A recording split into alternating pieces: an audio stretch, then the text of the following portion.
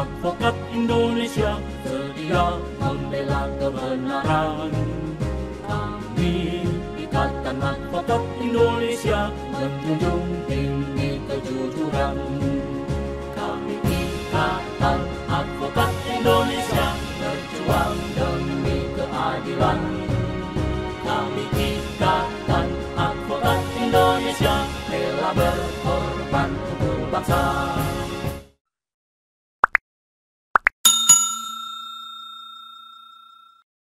Ini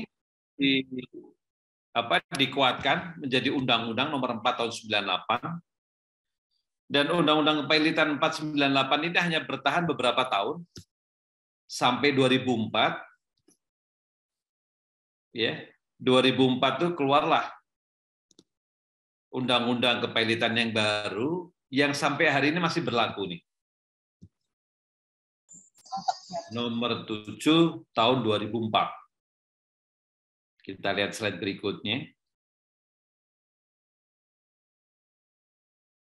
Nah, saudara sekalian, sejak terbitnya Undang-Undang Nomor 37 tahun 2004 sampai hari ini, itu problem hukumnya sangat banyak sekali sebenarnya.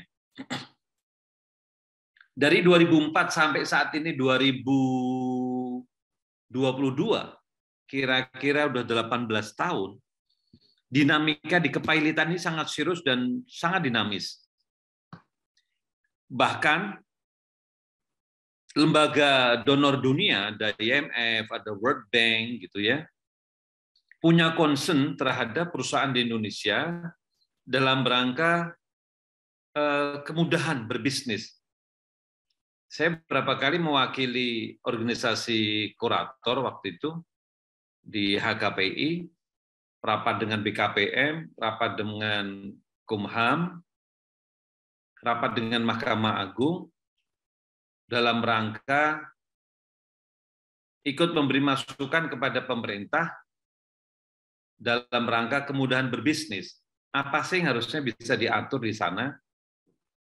Sebab kalau di luar negeri, ketika orang ada perkara sampai ke pengadilan, mereka sudah bisa memperhitungkan berapa biayanya itu.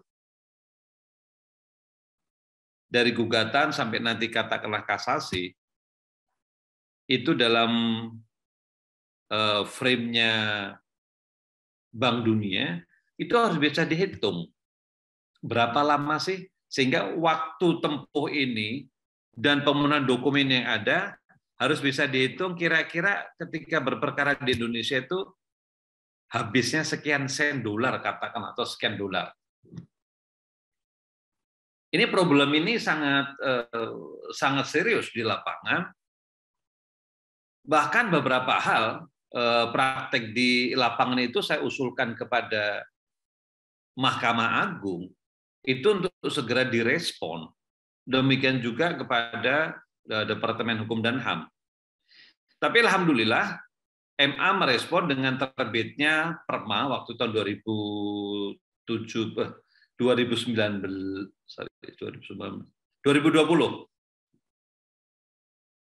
Karena panduan di lapangan itu tidak ada. Hakim pengadilan niaga yang satu dengan hakim pengadilan niaga yang lain, itu pendapatnya beda-beda. Contoh terkait dengan menafsirkan hutang. Antara hakim satu dengan hakim yang lain bisa lain. Silakan teman-teman coba cek googling itu, arti utang dalam beberapa putusan di Mahkamah Agung beda-beda. Ini cukup menarik. Bahkan menarik lagi, kalau kita cek di Undang-Undang Kepailitan, syarat pailit itu kan hanya dua. Ada dua kreditur yang salah satunya jatuh tempo dapat ditagih.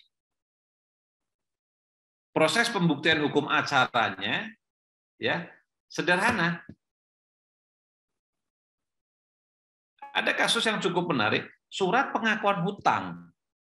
Udah ngakuin ini. Gua punya hutang sama ente, berarti udah terpenuhi salah satu syarat. Adanya utang, jatuh temponya jelas. Tapi bagi hakim itu pengakuan hutang itu nggak cukup. Gimana nggak cukup? Yang mulia, ini kan Debitur ngakuin punya hutang. Artinya tidak perlu lagi ditentukan kapan hutang itu ada.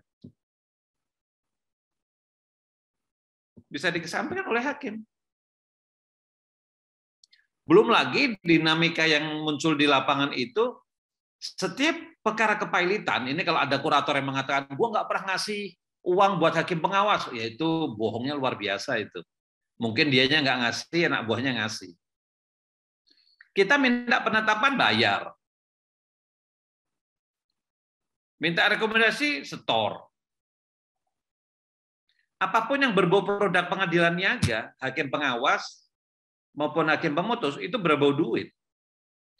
Mereka sudah sangat paham sekali, kurator ini kan dianggap punya fulus. Tidak mungkin enggak. Nah, daripada kita kerja kurator di lapangan itu nanti sakit hati nyumpahin hakim, saya sampaikan kepada Hakim Agung, Ketua Hakim Kamar Niaga, Perdata Khusus, yang mulia, kita punya problem di lapangan itu seperti ini. Apakah tidak mungkin diatur di peraturan MA atau surat edaran MA, hakim pengawas itu mendapatkan sekian, entah honor ke entah apa, tapi itu jelas yang diambilkan dari budel pilot.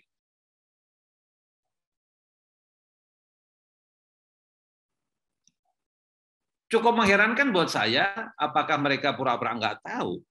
Jadi Hakim Agung dengan Hakim Tinggi dan Hakim Niaga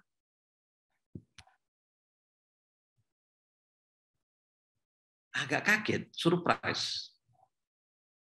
Apakah itu terjadi di lapangan? Saya bilang iya.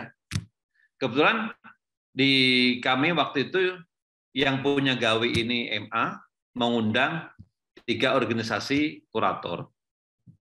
Saya katakan dengan bangga sekali bahwa kalau dari jajaran kami kurator ini tidak munafik, dia juga akan mengatakan setor kepada hakim pengawas maupun hakim pemutus untuk kita mendapatkan produk. Wah, itu nanti gratifikasi. Loh, memang di lapangan terjadi gratifikasi. Tapi sampai last minute, MA mengeluarkan peraturan itu tidak menerbitkan satu belit, satu ketentuan, satu peraturan bahwa hakim pengawas perlu diberikan insentif. Tapi fakta di lapangan ada. Praktek lain lagi, teman-teman sekalian, Undang-undang pilot itu mengatur cukup keras terhadap beberapa hal. Contoh, apabila debitur itu tidak kooperatif, maka kurator bisa mohon kepada hakim pengawas, ya melalui hakim pengawas lewat hakim pemutus, diterbitkan nanti putusan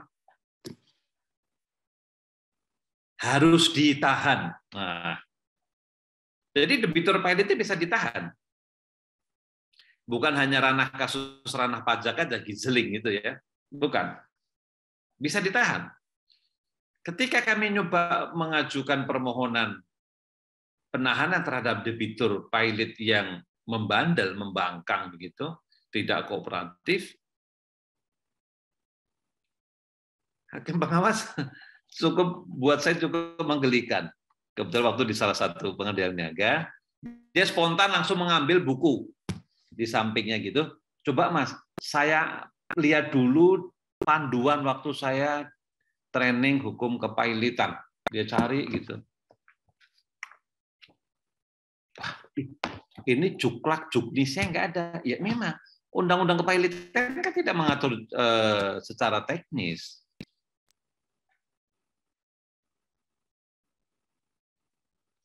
Dari 2004 sampai 2022 saat itu 18 tahun, kita di lapangan mengalami kendala cukup serius ketika debitur pilot itu membangkang bahkan melawan.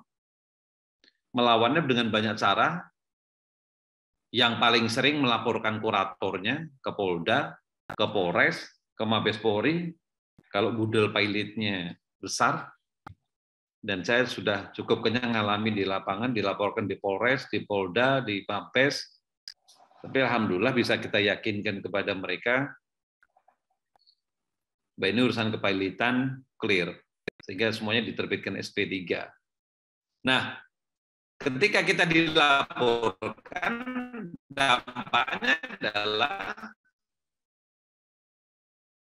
kita kan tidak maju sendiri, kita hire lawyer. Ketika kita meng-hire lawyer, kita bebankan pada harta pilot besar. Ya kan, kita suka-suka cari lawyer gitu, mungkin lawyer yang bisa kita bayar dengan murah, kita anggarkan di situ mahal. Karena verifikasinya nggak ada. Yang penting ada bukti bahwa kita meng-hire lawyer dan ada perjanjiannya, dibayar. Problem serius lagi, teman-teman sekalian, di lapangan itu, kita punya keterbatasan waktu dalam mendata aset debitur. Kita sampaikan kepada pemangku kepentingan, tolong kita kurator ini dikasih waktu jangan cuma 5 hari. 2-5 hari ini, ya kalau asetnya itu hanya di sekitaran DPP, sekitaran Jakarta Barat, Kebun Jeruk, sebagai contoh. Taruhlah di DKI itu. Ini bagaimana ketika saya punya budel pilot ada di Sumbawa, ada di Lampung, yang tidak memungkinkan. Kami dalam waktu hanya 2-5 hari bisa mendata aset tersebut. Tapi lagi-lagi, pemangku kepentingan ini merasa bahwa itu bukan sesuatu yang penting. Sekian tahun ini kita jalanin, 18 tahun kita jalanin, MA belum melihat itu sebagai sesuatu yang serius yang harus disikapi. Bagaimana juga masih ada persoalan di lapangan, kurator-kurator nakal, ya sebenarnya bukan nakal, bahasa saya, kreatif. Karena regulasinya ada bolong-bolong di sana, kemudian kita berkreativitas. Bagaimana menjual budel dengan cara cepat? Kita tunjukkan fakta kepada Mahkamah Agung. Ada kasus, nilainya cukup besar, ratusan miliar. Aset pabrik ini dijual. Hasil appraisal itu 750 miliar. Hasil appraisal itu. Sorry, maaf. Hasil appraisal 750 miliar. Dijual dalam kesempatan pertama 250 miliar. Padahal kompetitor dari luar negeri akan masuk membeli dengan harga cukup signifikan.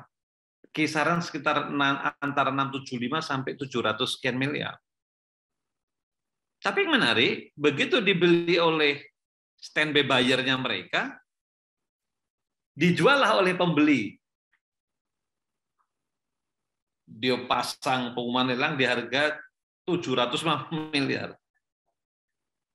Ini kan menarik. Nah, ketika MA merasa terkaget-kaget, apa iya sih di lapangan seperti itu, harusnya responsif. Ayo kita lihat dong. Nah, problem inilah yang menjadikan kita menjadi sorotan dari dunia luar. Ini harus segera, Indonesia ini harus melakukan sesuatu terhadap undang-undang ini. Nah, problem kita belum selesai, praktek di lapangan muncul krismon kemarin ini. Bisa kita geser, Mas Arief?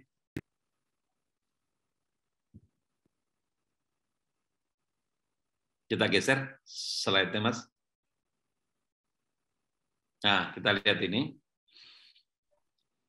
COVID kemarin memang cukup mengejutkan banyak pihak. entah itu person maupun dalam ranah perseroan corporate. Dampak perusahaan yang terkena COVID sehingga melakukan PHK atau bahkan dia melakukan pilot secara sukarela. Dan dalam masa COVID kemarin, jumlah pemohon pilot, entah itu oleh kreditur maupun oleh debitur secara sukarela, menunjukkan tren naik. Tren menurun ini baru terlihat dari periode Januari sampai Mei ini. Ini problem ekonomi, bisa geser lagi Mas Arif? Bisa digeser? Geser aja dulu lagi. Geser lagi deh. Nah, tren menunjukkan penurunan dengan membaiknya COVID di Indonesia. Tren pendaftaran PKPU maupun pilot menunjukkan penurunan. Ini diharapkan sebagai indikator bahwa ekonomi Indonesia mengalami pemulihan. Nah, ini perlu juga menjadi perhatian bagi Menko, siapa itu, Menko Luhut itu ya, yang hobi menyampaikan di media, kita perpanjang, sehingga menimbulkan pihak asing itu panik juga. Indonesia kok nggak rampung-rampung ini. Di negara lain sudah mengalami recovery, tapi Indonesia kayak semakin ditakut-takutin gitu. Ini harusnya kita jaga kondisi saat ini, sehingga ke depan eranya bisa melandai, ekonomi membaik, kepailitannya menurun, dan pola penyelesaiannya tidak harus dengan pintu kepailitan. Tapi saudara sekalian, ini memang fenomena yang cukup menarik. Bahwa eksekusi terhadap suatu kredit macet gitu memang beda dengan eksekusi kalau menggunakan pintu kepailitan. Kredit macet akan dimohonkan oleh pihak bank, sedangkan di pihak kepailitan yang mengajukan permohonan lelang ada di tangannya kurator. Lelang pertama, lelang kedua, izin hakim pengawas, lelang ketiga dengan di bawah tangan.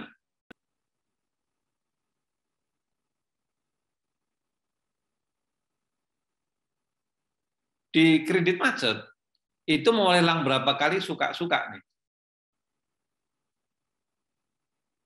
Sedangkan di kepailitan ada prosedur yang agak ribet, kita harus minta kepada hakim pengawas. Ketika kita akan melelang budel pilot di kepailitan, appraisalnya beda dengan appraisal, sama-sama jasa appraisal, tapi pola penggunaannya berbeda. Di ranah kepailitan, itu appraisalnya disumpah lebih dulu. Disumpah bahwa dia akan memberikan penilaian atas aset properti itu secara profesional, bla bla bla bla bla, nggak boleh berpihak dan seterusnya.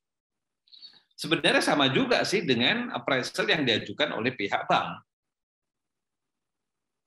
Secara profesional mereka harusnya imparsial gitu ya, nggak boleh berpihak. Di ranah ke kredit macet nggak ada sumpah.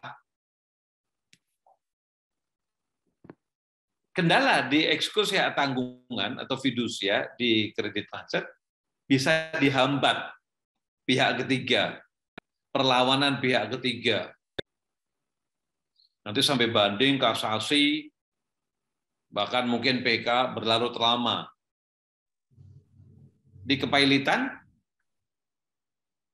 menggunakan gugatan lain-lain, jarak tempuhnya lebih pendek. Dibatasi secara normatif oleh undang-undang. Kasasi 60 hari sejak didaftarkan harus diputus. 60 hari. Kalau di kita 3-4 bulan itu baru dapat register dari MA bahwa perkara Anda di tingkat kasasi terregister nomor perkara sekian. Ya. Ini jadi problem teman-teman sekalian di lapangan dalam praktek kepailitan yang kami alami yang tidak segera mendapat respon. Harusnya pemerintah aware gitu ya, segera merespon, nggak perlu menunggu, wah kita perbaiki undang-undang, itu terlalu lama. Menkes bisa memberi peraturan, mengisi celah hukum yang ada itu bisa membuat peraturan. Contoh seperti tadi kasus bahwa debitur yang membangkang bisa ditahan. Nah, ini bisa direspon oleh Mahkamah Agung, Kejaksaan Agung, Kepolisian, dan Departemen Hukum dan HAM. Bikin kesepakatan bersama cara penanganan debitur yang membangkang. Karena problemnya banyak hal teknis yang krusial. Contoh misalkan debiturnya ada di Lampung, pengadilan niaganya ada di Jakarta Pusat. Ketika debitur itu membangkang, maka apakah pelaksanaan penahanan dilakukan oleh jaksa pada Kejaksaan Tinggi DKI atau oleh jaksa Kejaksaan Pengadilan Tinggi Lampung? Penahanannya akan dilakukan di Lampung atau dilakukan di DKI?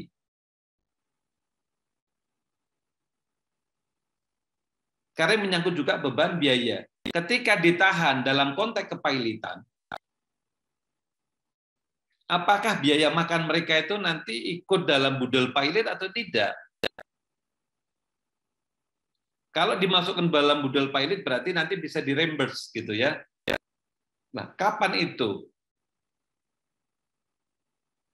Ini problem teknis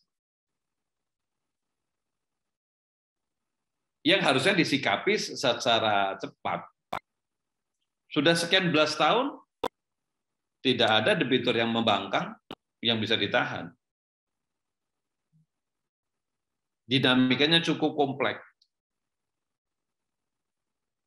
Kewenangan kita yang sangat terbatas, kemudian ada perlawanan-perlawanan dari debitur yang harusnya bisa ditengahi melalui peraturan menteri, kita nggak bisa melakukannya sampai sekian lama. Dan banyak sekali juga undang-undang yang lain di bidang bisnis seperti di persaingan usaha yang sampai hari ini dari sejak 2014 RUU-nya sudah akan masuk ke Dewan, tapi sampai hari ini terhambat terus. Ini kira-kira teman-teman sekalian problema kepailitan secara hukum dan secara ekonomi yang mengemuka. Makanya ketika tahun lalu pengusaha mengendaki stoplah pemerintah, mereka menghadap ke Menkumham dan Menkumham menghadap ke Presiden waktu itu. Bahwa ini perlu diakhirin untuk sementara waktu karena konteksnya ada COVID. Nah, di kalangan pengusaha, dalam perspektif pengusahanya adalah selaku kreditur, keberatan. Tapi ketika pengusahanya itu dalam konteksnya dia sebagai debitur, ya mereka akan diuntungkan. Nah, ini dilema sekali.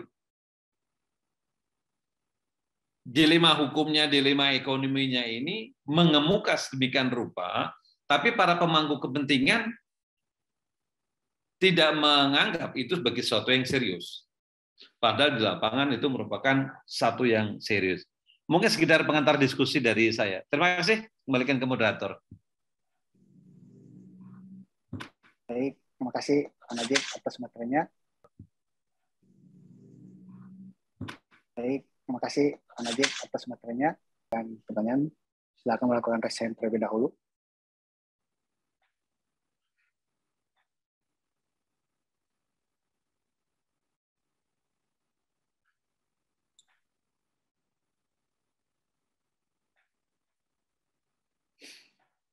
Silakan kalau ada yang mau bertanya.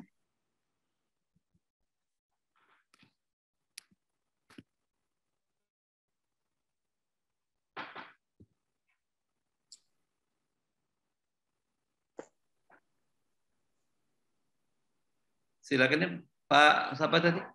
Pak Samlis. Siap. Silakan. Pak. Terima kasih moderator. Selamat sore semuanya. Saya tertarik dengan apa namanya tadi, jika ada perlawanan dari debitur. Iya. Itu ada kendala ketika dilakukan penahanan. Nah, sampai sekarang kalau saya cermati penjelasan dari narasumber tadi, itu belum jelas ditahan di mana dan seperti apa. Iya. Mohon diberi penjelasan. Terima kasih. Selamat sore. Ya, ya, Pak Samlis, itu yang jadi problem tadi saya sampaikan.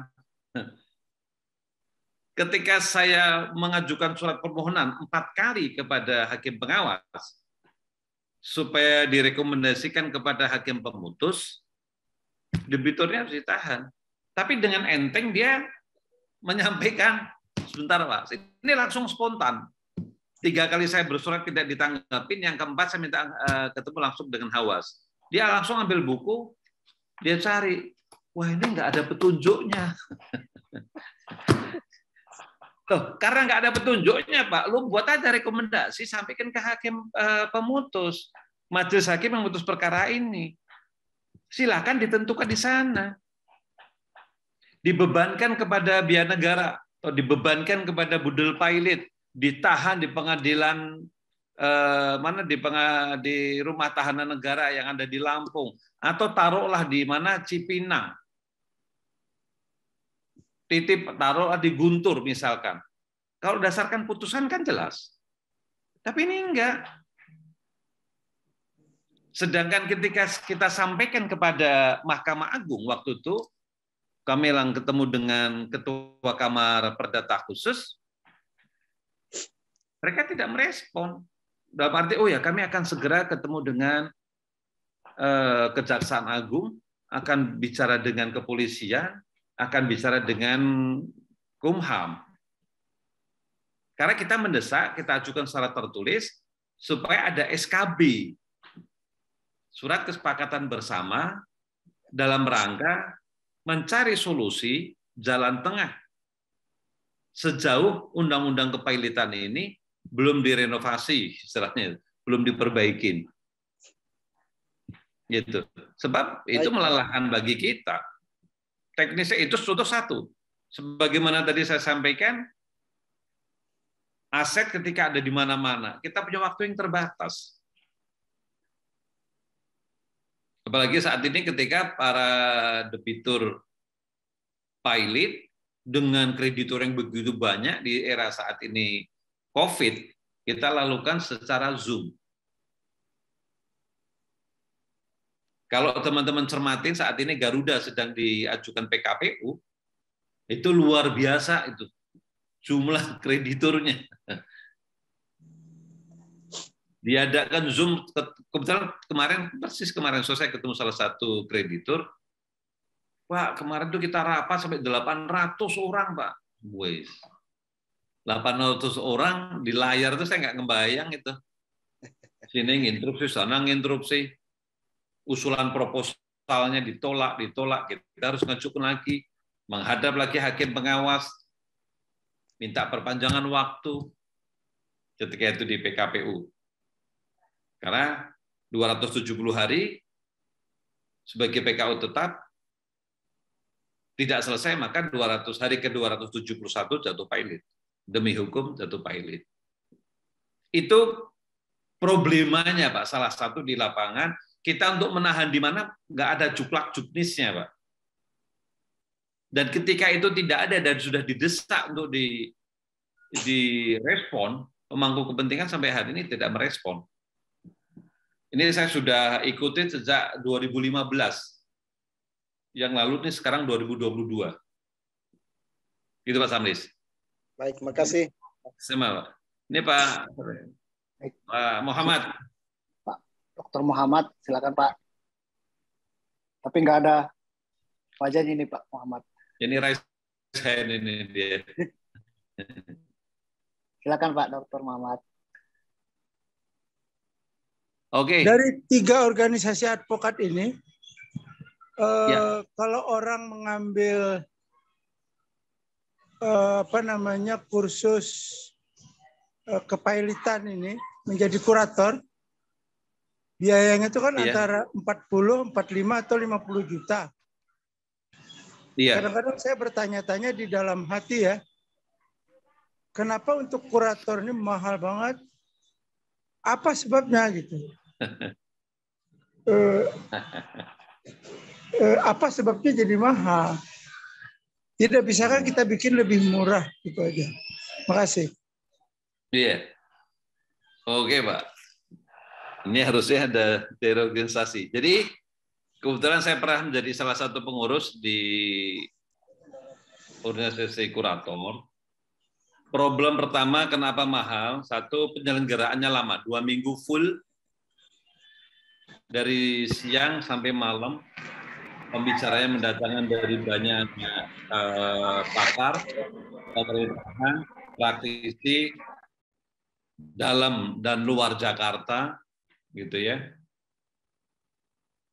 Yang mana mereka dengan jam terbang masing-masing sudah punya standarnya. Setidak-tidaknya kita juga punya standar minimal membayar speakernya, Pak, pembicaranya. Kemudian penyelenggaraannya, kita menyediakan konsumsi, bahan-bahannya, panitianya, itu berbiaya mahal, Pak. Teknis inilah yang pernah kami alami dan terlibat di kepanitiaan penyelenggaraan. Kemudian ujian, biaya koreksi, dan lain-lain, semuanya memang bertarif mahal. Setiap tahun naik, karena animonya besar. Nah, di Indonesia ini prakteknya ketika ente harus bisa bayar mahal, kenapa harus bayar murah? Ini masih terjadi. Ya. Kita begitu mengumumkan dibuka pendaftaran calon kurator. Dalam tanda petik masih era lama begitu, hari ini dibuka, hari ini kuota 100 itu habis, Pak. Sekarang dengan pola mendaftarkan keadaan COVID ini, daftarkan online, itu hanya hitungan hari, Pak, sekarang ini. Habis kuotanya. Kita tambah sampai 150, habis. Ini bisa menjadi ke depan, IKD bisa menyelenggarakan ini kerjasama dengan salah satu organisasi, kemudian disampaikan ke konsorsium apa itu namanya, dan Dirjen nanti, Dirjen Kumham ikut menguji. Yang membuka dan salah satu pengujinya dari Dirjen Kumham. Lebih pasnya itu di Dirjen AHU, Direktur Perdata ikut menjadi penguji. Itu hal-hal teknis saja, Pak Muhammad. Biayanya mahal tapi orang bayar, Pak. Kalau HKPI, kalau nggak salah yang sekarang ini 45 juta. Dan tidak ada jaminan lulus, Pak. Lulus ya pulang. Jadi bayar mahal itu bukan harus pasti lulus. Mahal dan belum tentu lulus. Dan materi kepailitan ini di antara profesi yang pernah saya ikuti, lisensinya paling kompleks di kepailitan. Pasar modal nggak begitu, saya likuidator nggak juga, mediator nggak juga, tapi kepailitan kompleks. Tapi insya Allah kalau kita sudah berpraktek, bisa ngikutin dengan baik lah, bisa diatasi lah, insya Allah. Monggo yang lain, ada ini Pak John Bangun.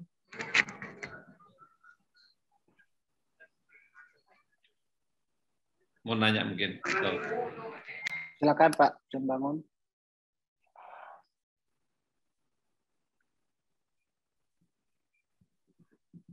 Suaranya belum ada, Pak John. Halo, Pak John.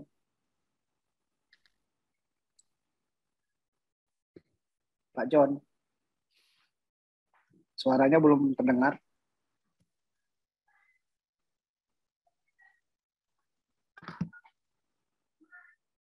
Masih mute. Mungkin yang lain, silakan. Kita dulu ya, Pak Muhammad Taufani ya, Sikri. Halo, selamat sore. Sorry.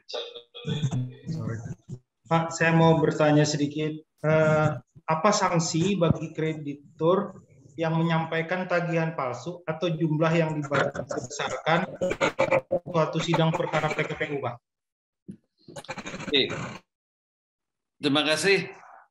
Ketika di era-era awal kepailitan, ya, di awal 98 sampai ya 4 tahun 5 tahun itu masih banyak lolos kreditur fiktif. Jadi si debitur ini membuat vehikel, bikin kendaraan gitu, satu koperasi di Bahama Island, di Cayman Island sana, resmi terdaftar sebagai perusahaan di sana, kemudian mengajukan tagihan ke kurator. Nah, waktu itu bisa dipahami kita belum nguasain seluk-beluk banditnya gitu ya, debitur. Tapi sekarang kita udah paham.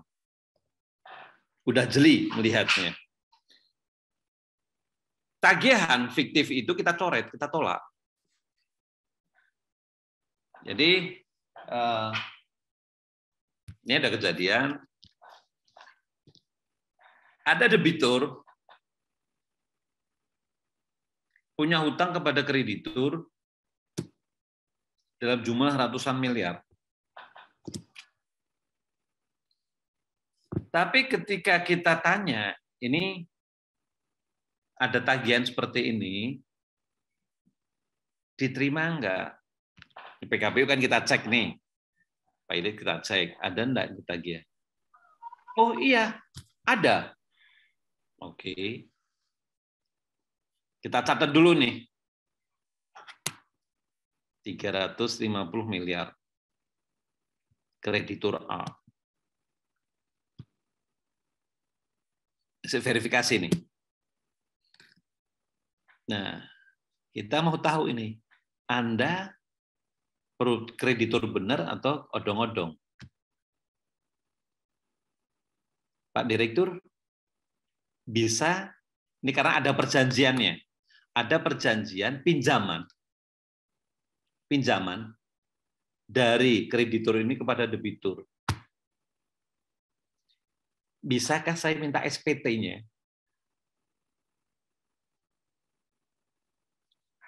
Pada tahun buku ini,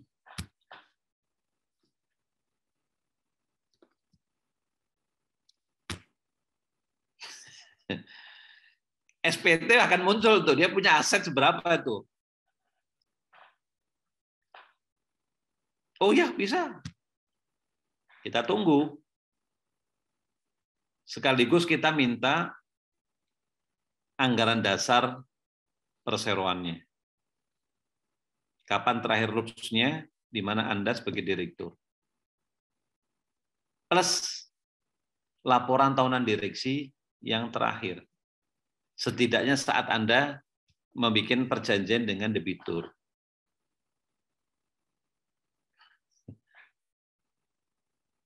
Dia nggak ngeh yang kita maksud. Begitu kita baca anggaran dasarnya, perusahaan itu didirikan dengan modal dasar 1 miliar, modal disetornya cuma 250 juta, dibagi sekian banyak pemegang saham. Kita cek ke Kumham, kemudian kita hari haya yang kita janjikan dia untuk datang, kita tolak. Anda kreditur fiktif. Dan dengan bangga, saya tidak memasukkan tagihan Anda dalam verifikasi ini. Semua marah. Bawalah pengacara di Sudirman Tamrin itu. Bawa aja nggak apa-apa. Kita ladenin. Ya, kuratornya dibentak. Ya, kurator Ikadin dibentak. Salah. Kita punya jam terbang cukup tinggi. Saya bilang, emangnya klien ente punya fulus itu? Wah, ini ada perjanjiannya. Oh, ente udah baca belum? Kapan perusahaan itu didirikan? Apa relevansinya? Loh, ente paham corporate nggak? Kalau nggak paham corporate, silakan baca dulu Undang-Undang PT, gitu ya. Kewajiban direksi membuat laporan tahunan, menyampaikan kepada pemegang saham. Modal dasarnya aja itu cuma 1 miliar. Gimana ente ngutangin orang dengan 350 miliar? Kantornya hanya virtual office di Sudirman situ, Sudirman Jakarta.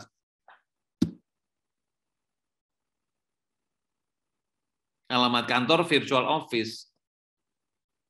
Katanya perusahaan nih. Anda tidak terima dengan pencoretan ini, silakan nanti ajukan aja. Gunakan pasal 3 ayat 1. Gugatan lain-lain, kita tunggu di pengadilan. Dan garansi saya menang. Nah, rupanya dia lawyernya meskipun kantornya Sudirman Jakarta itu nggak paham kepailitan, mundur teratur. Jadi teman-teman sekalian, ketika kita sebagai kurator, kita memang diminta jeli terhadap tagihan yang masuk itu. Era 5 tahun pasca reformasi itu sudah lewat, kita udah pandai sekarang. Begitu ada tagihan dari Cayman Island, British Island, pas udah kita kesampingkan, itu semua buatan debitur sendiri. Jadi kita dari negara-negara itu ngajukan tagihan kita coret. Silakan bawa aja ke pengadilan, gugatan lain-lain kita tunggu. Kalau hakim memerintahkan nanti berdasarkan putusan harus dicatat, kita catat. Kalau enggak ya kita kesampingkan.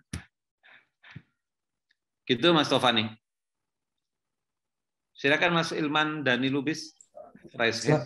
Selamat sore Mas Najib. Sore. Yep. Saya satu aja pertanyaan Mas Najib terkait dengan hak imunitas kurator yang tadi Mas Najib jelaskan, kan ada kreditor fiktif, bisa jadi dari kuratornya sendiri kan yang membuat misalnya kan supaya ada keuntungan misalnya kan, itu bisa dijelaskan hak imunitas untuk kurator itu Mas Najib, karena di Medan sendiri banyak itu udah dilaporkan di kepolisian. Ya, terima kasih Mas Najib. Siap.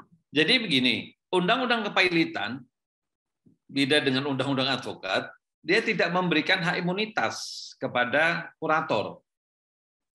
Di pasal 72 malah justru menjadi peluang permainan dalam tanda petik untuk menyerang kurator. Ketika kurator itu tidak jeli, tidak cermat dalam dia memanage budel pailit. Begitu kita menerima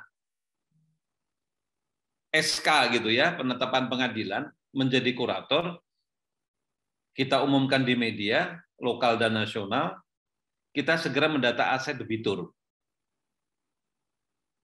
Kadang kita temui di lapangan itu aset debitur kalau dia usahanya itu sembako, maka kita tidak bisa lama menahan Indomie, minyak, terigu, telur, itu segera harus kita jual. Izin hakim pengawas kita jual. Kalau enggak, maka telur itu nanti bisa beranak pinak, bisa busuk, rusak. Tepung bisa rusak. Semen bisa mengeras. Nah, hal-hal itu menjadi berkurang, menyebabkan berkurangnya nilai harta pailit. Nah, berkurangnya nilai harta pailit tersebut itu menjadi tanggung jawab dan beban pribadi si kurator. Pasal 72. Sehingga ketika kita lengah, kita kena. Demikian juga ketika kurator itu mengkreasi gitu ya, bersepakat dengan debitur melakukan financial engineering dia punya kepentingan juga yang dititipkan kepada debitur, ini sering di lapangan kejadian, itu menjadi pidana.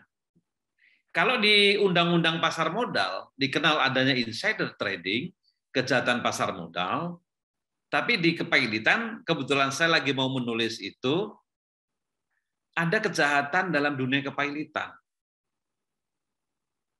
Di mana contoh salah satunya tadi, kreditur bekerja sama dengan debitur dalam rangka mengamankan aset. Contoh begini, kalau harta pailitnya ini kita jual, debitur itu kan tidak mendapatkan sisa ketika kurang begitu ya, malah masih ada tunggaan. Tapi ketika kita bilang sama debitur, debitur, aset ente ada apa aja? Pak, kita punya aset ada 10.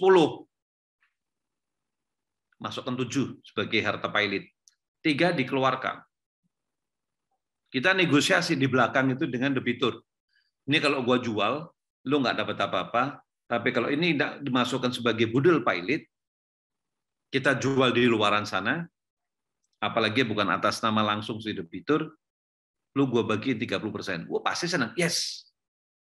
Di sini dia habis, di luar dia masih punya 30% dari hasil penjualan dari budel yang lain. Ini merugikan siapa? Merugikan kreditur yang lain. Karena kepailitan ini adalah sita umum terhadap harta debitur supaya tidak terjadi rayahan di antara para kreditur. Maka diangkatlah kurator yang diawasi kerjanya oleh hakim pengawas. Jadi kurator itu beda sama lawyer. Kalau lawyer begitu terima kuasa dari klien, mau somasi orang lah, mau ngelaporin lah, mau nanti datang sidang lah, mau substitusi lah, itu ada di kita. Kurator beda. Langkah A, izin. Langkah B, persetujuan. Langkah C, penetapan. Lewat dari 3 ini bisa munculkan pola pidana. Pidana lain lagi yang mengancam di kurator. Ketika kurator ditunjuk sebagai kurator oleh pengadilan atau pengurus dalam perkara PKPU, dia harus membuat rekening pribadi, QQ nama debitur. Ada kejadian, karena dia merasa kurator, dia buatlah rekening atas nama Najib Agismar. Najib Agismar, it means saya sebagai person. Bukan saya kurator. Kita berdebat, loh saya kan ditunjuk oleh pengadilan. Betul, Anda ditunjuk oleh pengadilan. Tapi ada ketentuannya dari Peraturan Menteri Hukum dan HAM, kurator, undang-undang juga harus membuat rekening pribadi untuk kepentingan debitur. Ketika hasil penjualan budel masuk ke rekening, kurator menerbitkan cek untuk membayar. Benar, menerbitkan cek untuk membayar kepentingan debitur. Tapi cek itu atas nama Najib pribadi. Nah, lawyer debitur paham kepailitan, datang dia ke Mabes. Jadi ini barang, ditahan. Itu pidana. Ketika merugikan harta debitur, bukan harta debitur, merugikan harta pailit, bertanggung jawab secara pribadi. Ikut bermain-main dengan budel, bertanggung jawab secara pribadi dalam konteks pidana. Ada juga sih kurator dalam rangka dia menaikkan tagihan biaya. Jadi kita dapat honor, itu diatur di Kemenkumham. Ada namanya biaya kepailitan. Biaya operasional dan lain-lain nanti dikembalikan dari hasil penjualan budel, dan kita mendapatkan honor, presentasinya sudah ada. Sampai 50 miliar, itu kurator mendapatkan 7,5%. 50 miliar sampai 250 miliar, itu 6,5%, 250 miliar sampai 500 miliar itu 4,5%, 500 miliar sampai triliun 2,5%, dan itu progresif jumlah. Jadi kalau kasusnya 100 miliar, maka 50%-nya, 50 miliarnya keluar dulu 7,5%, kemudian 51 miliar sampai ke 100 miliarnya kena lagi 6,5%. Risikonya itu tadi banyak hal. Jadi di dunia kepailitan ini dia tidak bisa berlindung di undang-undang advokat, nggak bisa, karena profesinya profesi kurator. Tapi kalau profesinya pengacara, kita masih ada prosesnya di perlindungan undang-undang advokatnya. Sama-sama di kurator ada dewan kehormatannya, ada kode etiknya, di undang-undang advokat ada, atau di interorganisasi di OA-nya ada dewan kehormatannya. Tapi di undang-undang kepailitan tidak ada jaminan bagi kurator ketika dia bermain-main dalam ranah profesinya. Dia bisa kena. Gitu, Pak. Silakan mungkin yang lain. Tadi coba ke Pak John dulu ya, Pak ya. Oh, silakan. Pak John, apakah sudah bisa Pak John? Halo. Halo, siap, Pak. Udah dengar, Pak? Siap, dengar. Halo.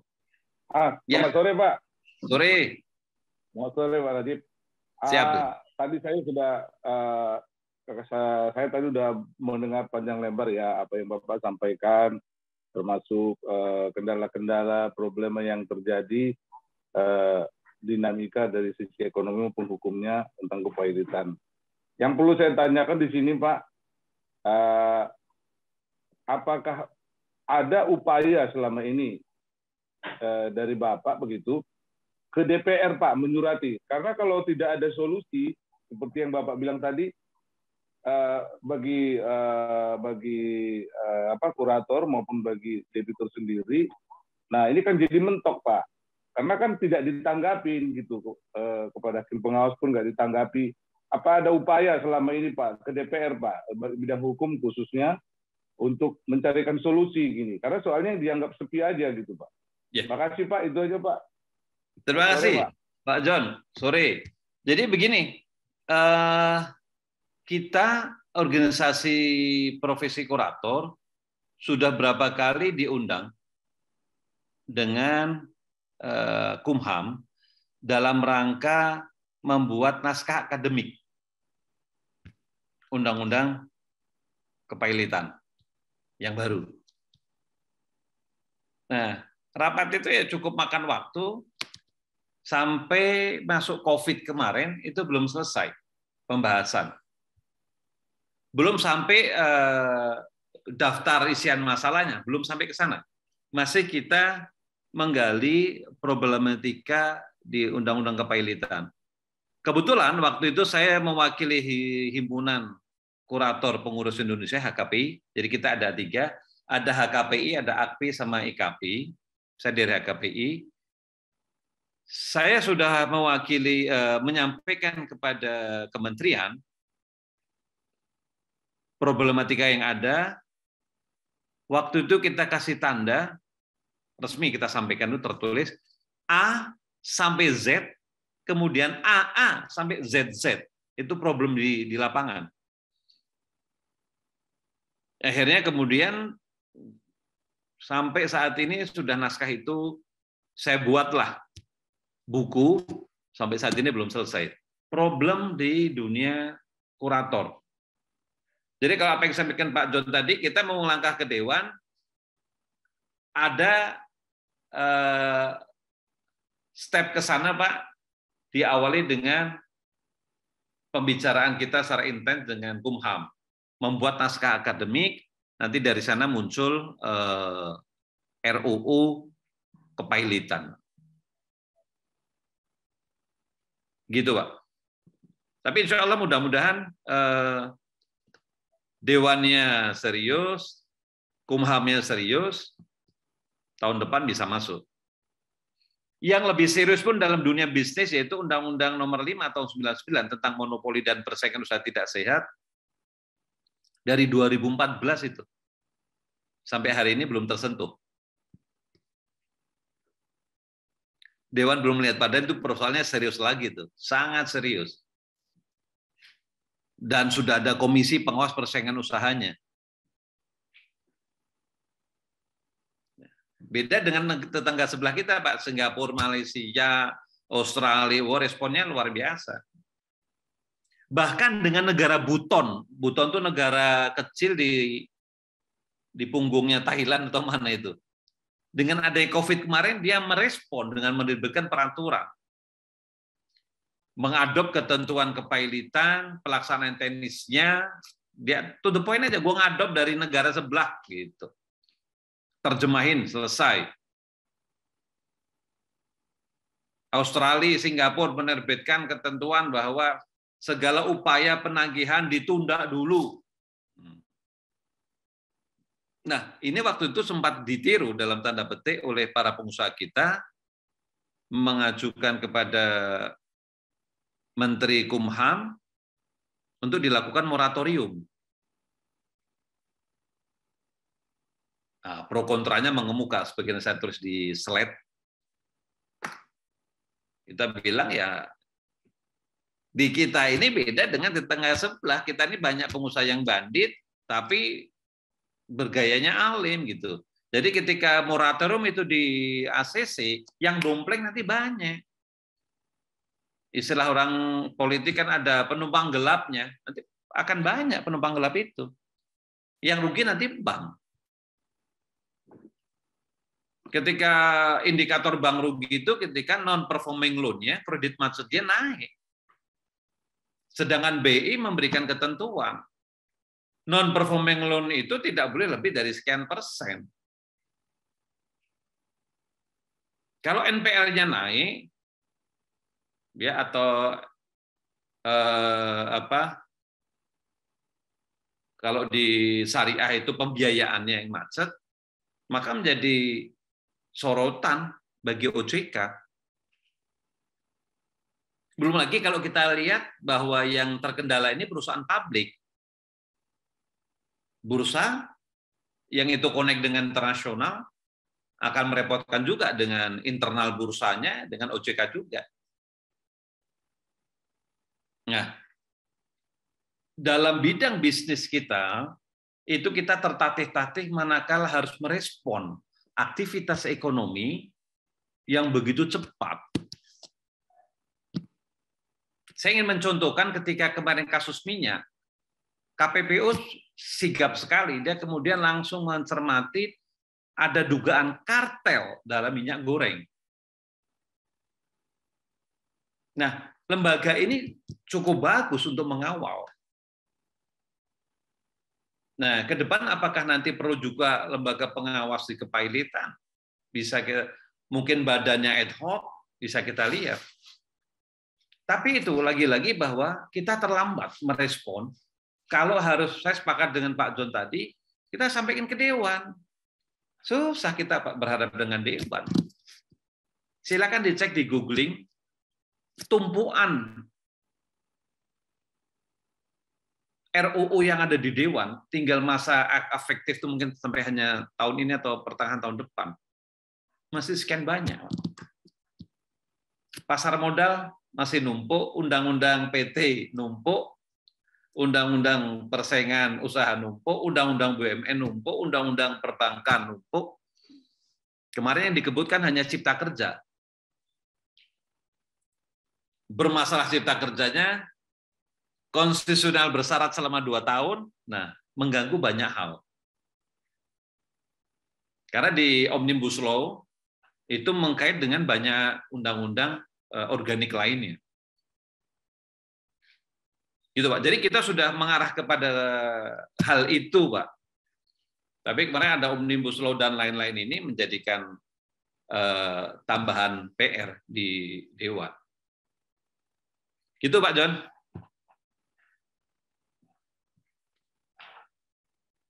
Baik.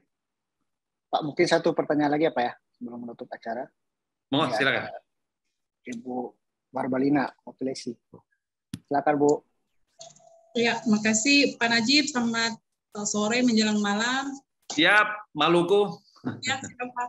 Ya, Jim, ini saya mau bertanya, kalau misalnya dalam perusahaan, terus kita mau menentukan aset, nah kebetulan dalam aset itu dalam perjalanan ternyata nihil nih, sudah selesai.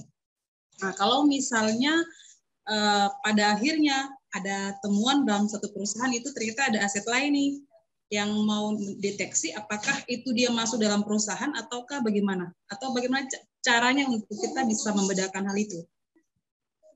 Iya, gini, ketika perseroan didirikan ya oleh para pemegang saham, oleh para pendiri, itu pertama kita lihat modal di store-nya berapa, modal dasarnya berapa, modal di store-nya berapa.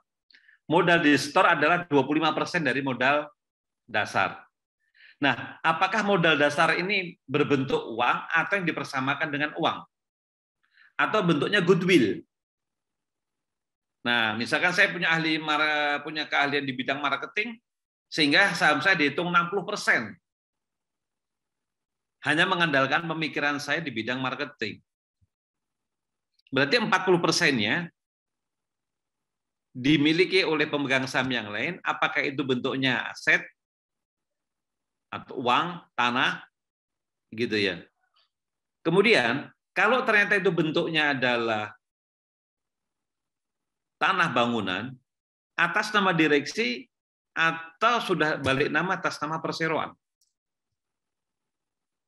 Kalau masih atas nama direksi, dan ketika kita masuk, kita melihat ini atas nama direksi, ya, atau pemegang saham, maka langkah kita adalah meminta ini segera dibalik nama. Problem di lapangan bahwa dari atas nama person menjadi atas nama badan hukum, statusnya turun dari hak milik menjadi hak guna bangunan. Hak guna bangunan ini dalam konteks Omnibus Law yang akan datang ini, yang lagi bermasalah, itu hanya maksimal 90 tahun. Hak milik pun hanya 90 tahun. Jadi kalau Omnibus Law ini teman-teman cermatin, anak turun kita itu hanya bisa punya tanah itu sampai 90 tahun. Nggak ada hak kepemilikan. Coba dicermatin. Nah, kemudian terkait dengan aset lagi perseroan. Nah, kalau sudah nanti itu tercatat beratas nama perseroan, maka direksi punya kewajiban membuat daftar pemegang saham, daftar setoran pemegang saham. Sehingga kalau ternyata nanti perseroan berhadapan di muka hukum, ya, akibat bukan karena mismanagement, maka beban itu ada pada perseroan. Bagaimana ketika perseroan itu dimiliki oleh pemegang saham yang kebetulan juga dia sebagai komisaris dan dia direksi. Kalau pemegang saham sekaligus dia in charge, dia sebagai manajemen, dia direktur, maka ketika perusahaan itu digugat ke pengadilan, secara langsung itu terbuka prinsip yaitu piercing the corporate veil. Pemegang saham yang selama ini ditutupi oleh tanggung jawab pemegang saham hanya sebesar modal yang disetorkan, tabir ini menjadi terbuka. Pemegang saham bertanggung jawab juga atas kerugian perseroan. Jadi apabila pemegang saham ikut terlibat dalam daily activity-nya perseroan, maka dia bertanggung jawab secara pribadi, bukan hanya pada saham yang disetorkan. Sehingga ketika ada, mungkin teman-teman punya klien ingin bikin perusahaan, berikan advice kepada mereka, kalau Anda tidak ingin nantinya harta pribadinya masuk, hanya sampai dengan modal di store saja, Anda jangan masuk di manajemen. Problem mungkin klien akan tanya, terus nanti direksinya siapa? Ambil profesional. Digaji. Kelebihannya, ya ketika nanti perusahaan bermasalah, pemegang saham bisa minta pertanggungjawaban direksi. Kalau tanggung jawab direksi melakukan mismanagement, bisa kita berhentikan dan dia bertanggung jawab secara pribadi terhadap kerugian perseroan. Ini diatur di Undang-Undang PT. Kalau ternyata mismanagement itu berindikasi pidana, selain tanggung jawab keperdataan, dia juga bertanggung jawab secara pidana. Bagaimana dengan pemegang saham? Dia clear, aman dari problematika aktivitas perseroan. Tapi manakala saya masuk, pemegang saham sekaligus direksi, maka ada prinsip yang dikenal di dalam perseroan, yaitu piercing the corporate veil. Pemegang saham yang terlibat terhadap aktivitas keseharian perseroan bertanggung jawab secara pribadi. Bukan lagi sebesar saham, tapi juga harta pribadinya. Itu gambarnya, Mbak Lina? Ya, siap, Pak. Semoga yang kalau bisa ada. Mungkin satu pertanyaan lagi, Pak, atau boleh, silakan. Ini ada juga di kolom chat, Pak. Kolom chat bisa dibacain, Pak? Coba saya bacain ya, Pak ya. Oh ya. Bagaimana penentuan jumlah nilai harta aset yang dimiliki oleh suatu perusahaan? Apakah berdasarkan laporan keuangan sebagaimana tertera di SPT? Jika sesuai dengan nilai harta yang dimiliki di laporan keuangan laporan SPT terdapat aset harta tidak bergerak yang sudah habis masa manfaatnya atau nihil habis, nilai sisa bukunya yang dilapor di SPT namun nilai aset tersebut masih mempunyai nilai jika dijual. Mana yang digunakan untuk penilaian harta perusahaan tersebut sesuai nilai SPT atau sesuai harga aset yang masih dapat dijual nilainya tersebut? Ya, baik. Ini problematikanya ada beberapa hal ya. Kalau kita bicara terkait dengan SPT, ya, persoalan yang mendasar adalah apakah yang dilaporkan dalam SPT itu persis dengan realita perusahaan. Satu. Kedua, kalau memang beda antara SPT dengan realita, maka kita memposisikan dulu apakah kita ini pemegang saham atau bukan. Misalkan kita pemegang saham, kita merasa manajemen ini dalam mengurus perusahaannya nggak benar. Ya, kita mau audit susah. Katakanlah kita pemegang saham minoritas. Undang-undang perseroan itu memberikan fasilitas. Pemegang saham yang mewakili 1/10, baik secara pribadi maupun bergabung, misalkan saya dengan Mbak Lina bergabung dengan Pak John, 10%, kita bisa minta kepada perseroan melalui pengadilan negeri di wilayah hukum setempat untuk melakukan pengecekan laporan keuangan perusahaan. Kita mohonkan secara resmi, polanya permohonan. Nah, ketua pengadilan nanti akan memanggil direksi, memanggil komisaris, akan ditanyain terkait dengan laporan keuangan yang diminta oleh pemohon tadi. Nah, laporan keuangan yang diminta tadi akan diserahkan kepada auditor independen. Kalau kita untuk audit, atau dimintakan appraisal kepada KJPP. Kantor Jasa Penilai Properti. Hasil dari audit tadi, apakah audit investigasi dan lain-lain, hasil appraisal diserahkan kepada hakim, kepada ketua pengadilan. Hasil ini tadi diserahkan kepada pemohon. Nah, kita dapat akses terhadap perseroan. Apakah ada indikasi pidana, indikasi kerugian? Dari situlah basis kita bertindak. Kalau ternyata SPT-nya bermasalah, berarti dia merugikan perseroan.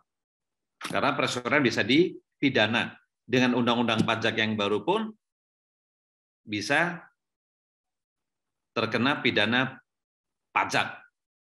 Yang dikenai sanksi adalah badan hukumnya dan nanti personnya. Guna menghindari pemegang saham dimintai pertanggungjawaban juga oleh pihak ketiga, maka kembali lagi kepada Undang-Undang PT, forumnya dibuka oleh Undang-Undang PT, yaitu direksi yang bersangkutan diberhentikan sementara dan dalam waktu 30 hari diberi kesempatan untuk membela diri. Apabila pembelaan dirinya diterima oleh pemegang saham, dia kembali ke jabatannya. Apabila pembelaan dirinya ditolak, maka dia berhenti dan bertanggung jawab secara pribadi atas kerugian perseroan. Jadi, atas penanya tadi, kita lihat dulu kepentingannya. Untuk kepentingan perpajakan atau non-perpajakan. Non-perpajakan berarti internal.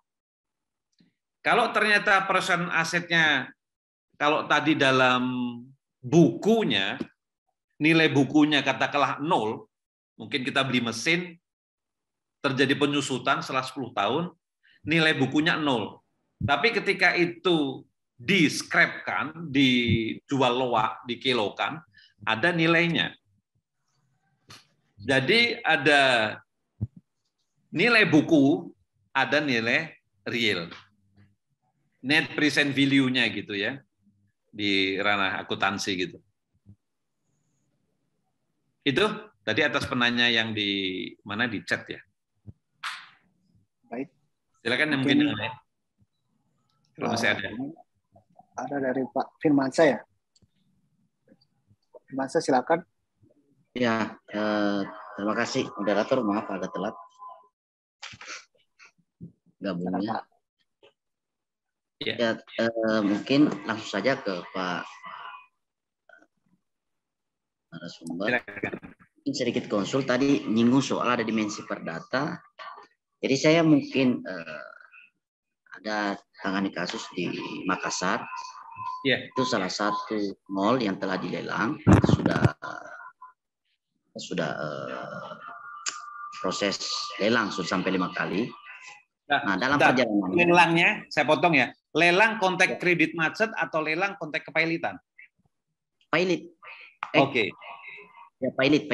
Karena beda. Ya, siap. Pailit. Nah, sudah ditetapkan, sudah ada putusan pailit keluar. Kemudian dalam perjalanan ada kemudian dugaan tindak pidana. Sekarang diusut oleh Kejati Sulawesi Selatan. Nah, klien kami bertanya-tanya potensi, ini kan beberapa praktek kejahatan ekonomi kemudian disita oleh negara. Nah, mungkin butuh pencerahan dari Pak Dr. Najib. Misalnya potensi disita negara dalam proses lelang, dalam proses pilot itu gimana Pak perlindungan hukumnya?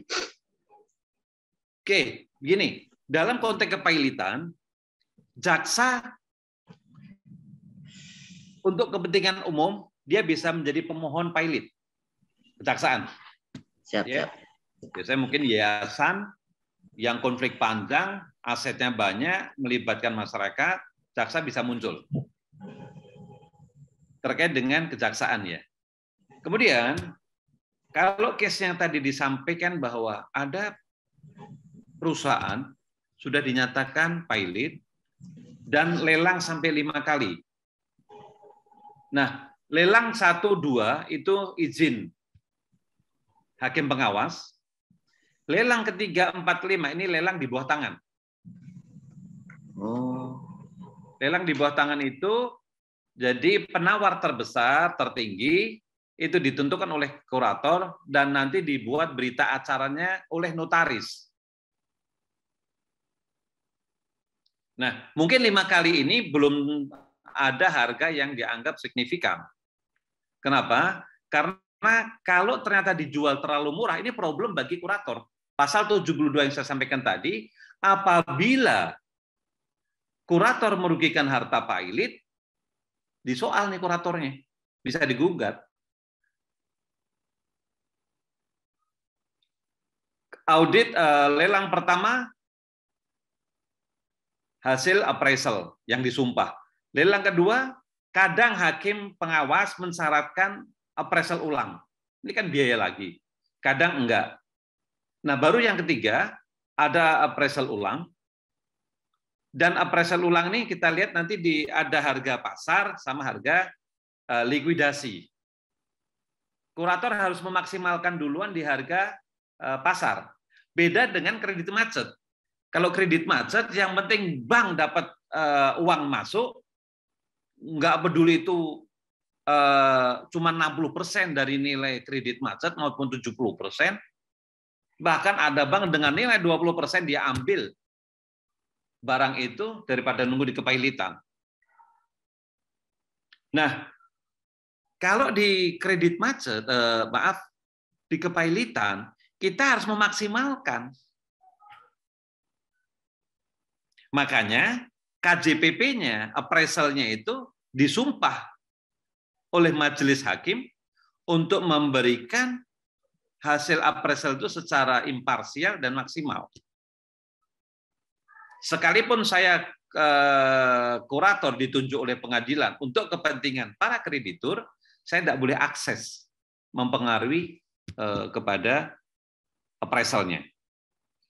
Nah, kembali ke kasus tadi, saya belum melihat bagaimana jaksa bisa menyoal kasus pelelangan ini, kecuali mau dilelang ini mungkin aset negara. Apakah itu BUMN atau itu punyanya BUMD? Kalau itu anak perusahaan BUMD, maka dia entitas hukumnya swasta murni. Jadi undang-undang BUMN, undang-undang BUMN itu mengaturnya sangat jelas adanya setoran modal dari pemerintah kepada BUMN melalui peraturan pemerintah, maka itu pemerintah bisa akses langsung ke BUMN. Itu punyanya BUMN. Ya, tambahan mungkin, Dokter, ini soal tipikor. Dugaannya itu ada izin yang tidak sesuai.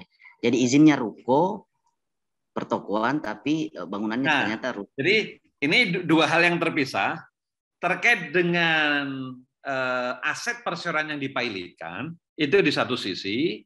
Kemudian ketika perizinan atas bangunan yang dimiliki oleh perseroan, yang semula perizinannya ruko, kemudian jadi mall gitu ya. Maka ini problemnya beda. Ini kan problem pidana perizinan. Beda dengan penjualan budel pilotnya tadi. Ini dua hal yang terpisah. Jadi kalau perizinan silahkan, biasanya perizinan kalau nggak benar yang bersuara pertama kali dari Satpol PP, dari perizinan. Kemudian Satpol PP ke lokasi untuk menghentikan proyek ketika izinnya nggak ada, IMBB-nya nggak ada, dan seterusnya. Pidananya tipiring. Tapi kalau kemudian izinnya tidak ada atau merubah izin, manipulasi di perizinan dan segalanya yang berimplikasi kepada setoran kepada kas daerah, jaksa bisa masuk. Sejauh ada laporannya atau jaksa aktif kasih intelnya jalan, bisa masuk. Tapi harus dipastikan bahwa ada suap yang muncul. Di kita belum ada kasus swasta dengan swasta masuk ke KPK. Yang ada harus ada unsur ASN-nya. Itu mungkin bisa saya sampaikan ke Mas Firmansyah tadi. Ya, terima kasih. Jadi dua hal yang terpisah ya. Di kepailitan terkait dengan aset perseroan yang dilelang, perizinan itu hal yang lain lagi. Silakan. Siap. Mungkin kita akhiri saja Pak, karena sudah dibatasi oleh waktu ya. Oke, siap. Terima kasih teman-teman sekalian. Diskusinya ketemu nanti di sesi yang lain lagi. Izin Pak, Bali bisa satu Pak. Bang Najib. Siap. Sangat Pak Najib bisa mungkin monggo. Satu ya. Satu lagi aja ya Pak ya. Ya. Silakan Pak. Saya Pak Agre Pak dari Bali. Selamat sore Pak Najib. Maaf nih, saya baru bisa masuk karena dari tadi agak sulit, mohon maaf. Yang pertama saya langsung saja ke masalah, kebetulan juga saya lagi meneliti Pak untuk tesis, itu tentang pasal 2 ayat 1 Pak. Pailitan. Undang-undang pilot. Ya. Di mana itu kan mengisyaratkan tentang syarat pengajuan pilot Pak. Iya. Ya, dari sudut krediturnya mungkin sudah nggak ada masalah. Nah, kalau saya dari sudut pandang debitur Pak. Debitur, yang mana debitur yang dimohonkan pilot itu asetnya sangat jauh dari nilai tagihan para krediturnya. Itu yang pertama. Yang kedua, debiturnya masih solvent, Pak. Usahanya masih jalan bagus. Jadi itu kasus yang terjadi yang kebetulan saya teliti, sekarang juga sedang saya coba. Jadi mungkin ada usulan Pak, atau mungkin bisa direvisi tentang syarat dari pengajuan pilot dari kreditur Pak. Jadi ada tingkat keadilan di antara debitur yang memiliki aset jauh lebih tinggi dari tagihannya dan posisinya masih solvent Pak, masih jalan. Jadi karena ketidaktahuan mereka dipilotkan. Jadi mungkin ada kasus perdata lain sebenarnya yang mungkin mereka masih belum klop, nah tiba-tiba dipilotkan. Nah ini yang terjadi. Jadi kalau menurut pandangan saya itu pasal 2 ayat 1 itu mungkin perlu ada masukan Pak untuk revisi sehingga dari sisi debiturnya kurang mendapat keadilan. Mungkin itu Pak, bagaimana sudut pandang Bapak? Jadi gini, Pak Agra Kumara ya. Jadi kita ini problemnya di kepailitan kita tidak ada substantif tesnya. Kalau di luar negeri ya itu dilihat orang ini mampu atau tidak mampu membayar. Dilihat dulu parameternya dari situ. Kita nggak punya patokan substantif tesnya. Juga di perkara persaingan usaha kita juga begitu. Nah, di kita problem berikutnya adalah debitur itu mampu tapi tidak mau bayar. Nah, kondisi tidak mau sama tidak mampu. Substantif tes itu ada pada debitur pada kondisi tidak mampu bayar, itu banyak faktor. Contoh, perusahaan yang selama ini membeli raw material, barang itu impor dengan nilai dolar. Ketika nilai dolarnya mabuk, maka dia mengerogoh koceknya lebih besar lagi untuk bisa beli raw material. Ketika bahan bakunya tidak bisa terkejar, sedangkan harga jual dia rendah dari harga beli, maka dia posisi tidak mampu memenuhi kewajiban dia kepada kreditur atau pada konsumen. Nah, ada kasus yang mungkin disampaikan Pak itu saya juga ngalamin. Saya katakan ini kalau saya tidak saya pilotkan kalau saya dituju sebagai kurator karena dia real punya kemampuan membayar. Dia punya kemampuan membayar. Cuman ketika problem dia bergesekan dengan kreditur, dia lawan. Gua nggak mau bayar. Jadi problemnya beda. Ada yang tidak mampu, ada yang mampu tapi nggak mau bayar. Nah, kita ke depan ingin mengusulkan adanya substantif tes lebih dulu. Dilihat dia mampu bayar atau nggak mampu bayar. Tidak mampu itu problemnya apa? Apa karena kemarin COVID? Kalau COVID, sudahkah dia menikmati fasilitas relaksasi kredit yang diberikan oleh bank berdasarkan instruksi dari OJK? Dan seterusnya. Jadi itu dilihat. Kalau parameter itu sudah masuk, nggak bisa dipilotkan. Tapi ini mesti nanti ya kita lihat pemerintah mengaccept ini atau tidak. Kemudian ketika barang ini kita dorong ke dewan, kita lihat juga nanti perdebatannya di dewan. Jadi kalau saya dalam praktek saya lihat ini kemampuan debiturnya ada atau tidak. Kalau ada saya sampaikan kepada hakim pengawas, saya berikan rekomendasi permohonan untuk disampaikan kepada hakim pemutus, kepailitannya diangkat. Sehingga nanti dibuat kesepakatan antara kreditur dan debitur di luar forum kepailitan. Ini pro kontra. Di praktek kita pro kontra. Begitu, Pak Agra? Siapa? Jadi memang itu mungkin bisa jadi pertimbangan, Pak, kalau nanti ada usulan untuk perubahan revisi Undang-Undang Kepailitan, Pak. Terima kasih, Pak. Masukan Pak Najib. Baik, sebelum kita tutup acara, mungkin kita ada sesi foto dulu ya, Pak. Oke. Foto keluarga kita. Saya hitung ya. 1, 2, 3. Oke, satu kali lagi. 1, 2, 3. Oke. Baik, Terima kasih teman-teman sekalian. Izin pamit. Assalamualaikum warahmatullahi wabarakatuh. Waalaikumsalam. Terima kasih, Pak. Ya. Terima kasih, Pak. Terima kasih.